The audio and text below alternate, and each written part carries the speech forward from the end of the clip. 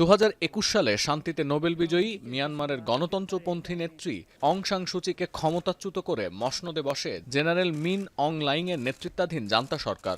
অথচ সেই সামরিক অভ্যুত্থানের মাত্র কয়েক মাস আগে অবসর নেয়ার কথা ছিল এই জান্তা প্রধানের। 2017 সালে রোহিঙ্গাদের কারণে নিষেধাজ্ঞার কবলে পড়া মিন অং লাইংয়ের তত্ত্বাবধানে আগামী 28 ডিসেম্বর মিয়ানমারে সাধারণ নির্বাচনের ভোট গ্রহণ শুরু হবে।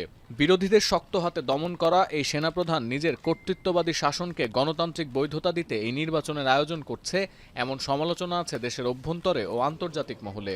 এরই মধ্যে এই নির্বাচনকে প্রত্যাখ্যান করেছে বিদ্রোহী আরাকান আর্মি সহ জান্তা বিরোধীরা। নির্বাচনের আগে গুরুত্বপূর্ণ নেতাদের আটকে রাখলেও এক ধাক্কায় 3085 জন রাজনৈতিক বন্দীকে মুক্তি দিয়েছে জান্তা সরকার। অভিযোগ প্রত্যাহার করে মামলা স্থগিত করা হয়েছে 6000 জনের।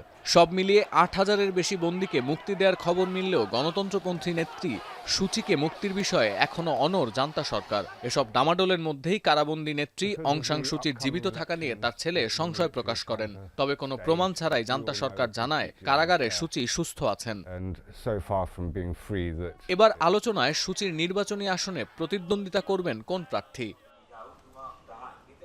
মালয়েশিয়ার গণমাধ্যম দ্য সান বলছে, ইয়াঙ্গুনে অবস্থিত কাওহোমো আসন, যেখান থেকে 2021-এর অভ্যুত্থানের আগে নির্বাচন করেছিলেন সুচি, সেখানে ভোটের লড়াইয়ে নেমেছেন পিপলস পার্টির 60 বছর বয়সী নেতা কিয়াও কিয়াও হটওয়ে, যিনি মার্কি নামে পরিচিত। 1988 সালে সুচির সঙ্গে গণতন্ত্রপন্থী আন্দোলনে যুক্ত থাকার কারণে প্রায় 15 বছর কারাবন্দী ছিলেন এই নেতা। অং সান সুচি আটক হওয়ার পর থেকে ওই এলাকার মানুষের মধ্যে যে রাজনৈতিক অনীহা তৈরি হয়েছে তা দূর করার প্রতিশ্রুতি দিচ্ছেন তিনি। স্বেচ্ছাসেবীদের মাধ্যমে ধীরগতিতে প্রচারণা চালালেও অনেকের কাছেই বিরাগভাজন হয়েছেন মার্কি।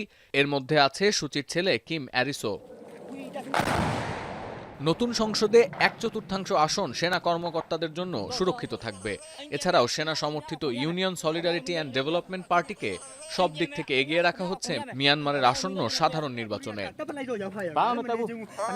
সতীর্থ কর্মকার, এখন বিশ্ব।